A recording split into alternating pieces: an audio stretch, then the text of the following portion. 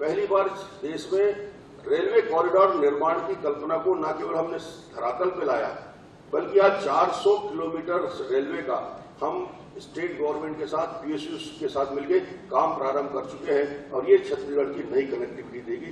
पिछले 50 साल में जितने यहाँ पे रेलवे के लाइन पीछे गए थे, उसका 1/3 हम आने वाले 5 साल में करने जा रहे हैं। इससे छत्तीसगढ़ की इकोनॉमी में ग्रोथ होगा। हम सिर्फ प्रोडक्शन बढ़ा देने से कुछ नहीं होता। यदि हमारे पास स्टील है, हमारे पास सीमेंट है, हमारे पास ओर है, तो उससे कैसे हम देश तक पहुंचा सकते हैं, लोगों को रोजगार से जोड़ सकते हैं। इस कार्य योजना में हमने इसको आगे बढ़ाया है। आईटी और आईटीज के साथ साथ बायोटेक के लिए जो निवेश की संभावनाओं के बारे में चर्चा हो रही है, मुझे लगता है कि इन तीनों क्षेत्रों में छत्तीसगढ़ की संभावनाओं को बेहतर तरीके से बैठकर अभी जब आपके साथ चर्चा होगी, हमारी इंडस्ट्री के साथ चर्चा होगी। इंडस्ट्री छत्तीसगढ़ के हमारे उद्योगपति हैं, वो भी चाहते हैं कि अब इन्वेस्टमेंट इस दिशा में हो जिसमें उन्हें बेहतर अवसर मिले 21वीं सदी के जिस दौर में हम चल रहे हैं। और ये देश की आवश्यकता है न केवल इंडस्ट्री के लिए, बल्कि सरकार को बेहतर चलाने के लिए। सरकार की कार्य योजना में हम आईटी का कैसे यूज कर सकते हैं। मेरा एक एक पंचायत, न केवल उद्योग से जुड़ा हुआ, मेरा एक एक पंचायत ई पंचायत बनाने की प्रोसेस पे चल रहा है। जब मेरा मनरेगा का पेमेंट गांव में बैठा हुआ हमारा एक वहां के पंचायत के सचिव और पंचायत के लोगों को ट्रेन कर रहे हैं कि पूरा पेमेंट करेगा और पूरे की पूरी जितनी योजनाएं छत्तीसगढ़ में चलती वो उस पंचायत से रेगुलेट होगा। कैश का कहीं ट्रांजेक्शन नहीं होगा और आईटी के माध्यम से हम बेहतर यूज कर रहे हैं। वृद्धावस्था पेंशन, विकलांग पेंशन, निराश्रित पेंशन, स्कॉलरशिप, अलग अलग 40 सर्विस हमको उस पंचायत के आखिरी गांव तक ले जाने का प्रयास कर रहे हैं, क्योंकि एक पीढ़ी का निर्माण नीचे से होगा और ऊपर तक हम उसको ले जाने का प्रयास कर रहे हैं। मुझे लगता है कि हम इस छत्तीसगढ़ को एक बेहतर नया रायपुर को कैसे विकसित करना चाहते हैं। स्मार्ट सिटी बन गया, अब उसकी आवश्यकता है एक नॉलेज सेंटर, विश्व स्तरीय रिसर्च तथा इंस्टीट्यूशनल कॉम्प्लेक्स का निर्माण, वहां पे convention centre, theme township, shopping malls, और ये पूरा 237 स्क्वायर किलोमीटर का जो एरिया है वो उसको हम ये मान के चलते हैं कि इस एरिया को हम ऐसा विकसित करेंगे और 57 स्क्वायर किलोमीटर जो हमारा क्षेत्र है आईटी इन्वेस्टमेंट रीजन के रूप में हमने उसको घोषित किया है। वहां आप आए, कल आप अपना काम कर सकते हैं। तो सारी फैसिलिटी हमने वहां पर प्रोवाइड की है, कहीं उसमें कोई दिक्कत नहीं होगी। और मुझे इस बात की खुशी है कि नया रायपुर में इलेक्ट्रॉनिक मैन्युफैक्चरिंग क्लस्टर विकास का काम प्रारंभ हो गया है। एक शुरुआत हम कर रहे हैं। उसके साथ ही साथ जो 28 एकड़ में मोबाइल उपकरण, solar panels, IT system, hardware, consumer electronics के साथ साथ औद्योगिक और व्यापक उद्योग के इलेक्ट्रॉनिक सामान बनाए जाएंगे।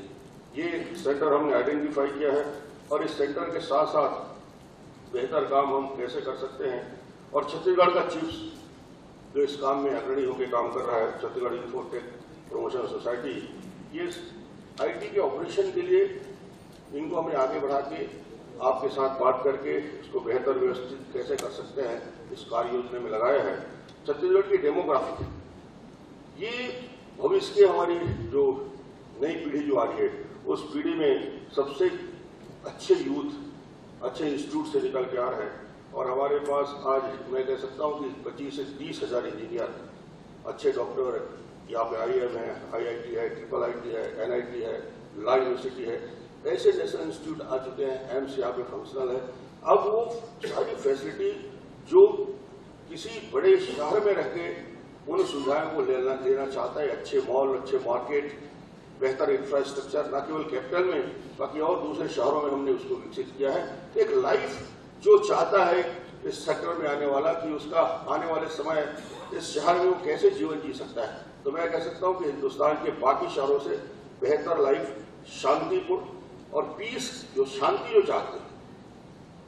सबसे बड़ी गलतफहमी होती है कि छत्तीसगढ़ आने के पहले लोगों को लगता है कि नक्सल प्रॉब्लम है, एयरपोर्ट में आते ही पता नहीं किससे मुलाकात हो जाएगी, एक मन में भ्रम लेके आता है। उसको लगता है कि एयरपोर्ट से निकलते ही मैं टैक्सी में बैठूंगा तो मुझे कहाँ जाना है।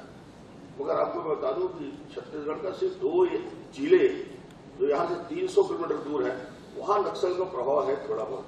बाकी छत्तीसगढ़ में हर शहर में, मैं तो अभी पूरी यात्रा कर रहा हूँ, दंतेवाड़ा, बीजापुर से लेकर बलरामपुर तक, रात में वहीं रुकता हूँ, रात में घूमता हूँ सड़कों में, रात में वहां जाके होटल में बैठता हूँ, हॉस्टल में जाके उनसे मिलता हूँ, बीजापुर और तुरंत में जा रहा हूँ, कहीं भी कोई प्रॉब्लम नहीं है। आप छत्तीसगढ़ हिंदुस्तान का सबसे शांति और सबसे बेहतर राज्य है, जहां रात को 11 बजे भी लड़कियां स्कूटर चलाते हुए दंतेवाड़ा में घूमती हैं, बलरामपुर में घूमती हैं। तो लाइफ यहाँ का जो एक लोगों के सामने इमेज है, इसको भी हम तोड़ने का प्रयास कर रहे हैं। और जब आप रायपुर आए हैं, छत्तीसगढ़ आए हैं, दुर्ग, बिलासपुर, भिलाई जाएंगे, रायपुर में कुछ समय गुजारेंगे, तो आपको लगेगा कि एक रायपुर बेहतर डेस्टिनेशन है आपके लिए, बेहतर काम करने का अवसर आपको देगा।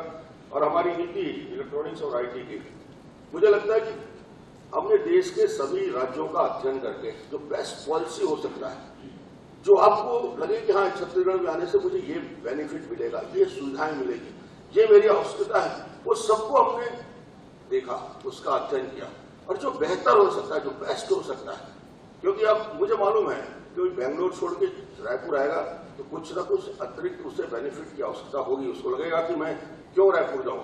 उसके लिए हमने बहुत सारे भूमि लैंड पे हमने काफी छूट दी है, ब्याज अनुदान, स्थायी पूंजी निवेश पर अनुदान, स्टैंप ड्यूटी पर अनुदान, और उसके साथ साथ एक हमने नई नीति बनाई है कि बड़े उद्योग यदि आना चाहते हैं, बड़े हमारे निवेशक आना चाहते हैं, bespoke इंसेंटिव पैकेज। आप बोलिए आप क्या चाहते हैं, छत्तीसगढ़ तैयार है। हम अपने काम को आगे बढ़ाना चाहते हैं, आप छत्तीसगढ़ में क्या और सुविधा चाहते हैं जो दुनिया में उपलब्ध है, उसके लिए छत्तीसगढ़ तैयार है। आप बोलेंगे हम करेंगे, इसके लिए छत्तीसगढ़ मानसिक रूप से तैयार है। और मुझे लगता है कि हमने एक बड़ा टारगेट भी बनाया है दोनों विषय पे, जिसपे चेयरमैन साहब जो बोल रहे थे कि हम दोनों चीजों पे बेहतर काम करने के लिए कार्य योजना बना चुके हैं, इंक्यूबेशन सेंटर का और स्टार्टअप के लिए बेहतर सुविधा हम कैसे दे सकते, हमारे इंस्टीट्यूट को कैसे जोड़ सकते हैं, उनके साथ जुड़ के राज्य सरकार के साथ मिलकर और नई पीढ़ी के लिए एक बेहतर अवसर हम करना चाहते हैं। मुझे लगता है कि आज आप सब यहाँ बैठेंगे, नया रायपुर देखेंगे, स्टेट के दूसरे प्रेजेंटेशन से आपको जानकारी होगी, मेरे उद्योगपतियों से आपकी चर्चा होगी। देश में बहुत सारी चर्चाएं चलती हैं। एक चर्चा जो मैं आज सुबह से पेपर जब पलटा रहा था तो बड़ा मुझे लग रहा था कि नेट न्यूट्रलिटी का, ये यूथ के लिए सबसे बड़ा विषय आजकल बन गया हुआ है। इस सेक्टर में काम करने वाले भी इसकी चिंता करते हैं कि क्या इस पे जो आज देश का बहस है, ये एक मौलिक अधिकार है। और नेट और इंटरनेट पे निश्चित रूप से सरकार के माध्यम से भी, मैंने जब रविशंकर जी से बात किया तो उन्होंने कहा कि ये सभी नागरिकों का मौलिक अधिकार है और इसके लिए सूचना प्रसारण मंत्रालय भी तैयार है। इसमें 5 लाख से ज्यादा लोगों ने इस विषय को अपनी जागरूकता यूथ ने दी। अब पॉलिसी कैसा बनता है, यूथ उस पॉलिसी के अंदर अपनी प्रतिक्रिया कैसा देता है, ये सरकार की सोच और सरकार को काम करने की दिशा मिलती है। और उसका तुरंत रिएक्शन भी आता है कि हमारे रविशंकर जी इससे भी सहमत हैं कि इसमें कहीं प्रतिबंध नहीं होना चाहिए, इसमें कहीं बैरियर नहीं होना चाहिए, ये सबके लिए ये अधिकार समान रूप से होना चाहिए ताकि विकास की गति को हम और आगे कैसे बढ़ा सकें। मुझे लगता है कि आज मुझे बहुत ज्यादा बोलने की जरूरत नहीं है। आप यहाँ आए हैं तो सिर्फ हमने कहा कि आप देखें, रायपुर में रुके, रायपुर की हमारी पॉलिसी का अध्ययन करें, नए रायपुर और दूसरे स्थानों में क्या बेहतर हो सकता है, हमारे उद्योगपति के साथ आपका सामंजस्य हो, तालमेल हो, तो हम एक नई दिशा में आगे बढ़ने के लिए कुछ कदम हम आगे बढ़ा चुके हैं। और आपका सहयोग और मदद रहेगा तो निश्चित रूप से वो कल्पना और साकार को हम समयबद्ध पूरा करेंगे। एक बार पुनः मैं धन्यवाद देना चाहूंगा नेस्कॉम के प्रेसिडेंट और पूरी टीम को कि आपने समय निकाला, रायपुर में आए और आने वाले समय में और बेहतर उपस्थिति आपकी हो, ज्यादा से ज्यादा लोग, क्योंकि आप जिस मंच में बोलते हैं 600 इंडस्ट्री और उस सारे के 200 से करोड़ से ज्यादा का उनका टर्नओवर, तो उस फोरम में जब छत्तीसगढ़ की बात होगी, उस फोरम में जब हमारी चर्चा होगी, तो ये निश्चित रूप से उन लोगों के अंदर एक आत्मविश्वास आएगा कि हाँ, छत्तीसगढ़ वो डेस्टिनेशन है जहां जाया जा सकता है, छत्तीसगढ़ वो स्थान है जहां इन्वेस्टमेंट किया जा सकता है। और इसकी शुरुआत हमने अच्छे तरीके से करने का प्रयास किया है। और आपके मन में कोई भी शंका, कोई भी जिज्ञासा होगी तो मेरे सारे अफसर आज आपके साथ दिन भर रहेंगे, आप अपनी बात कह सकते हैं।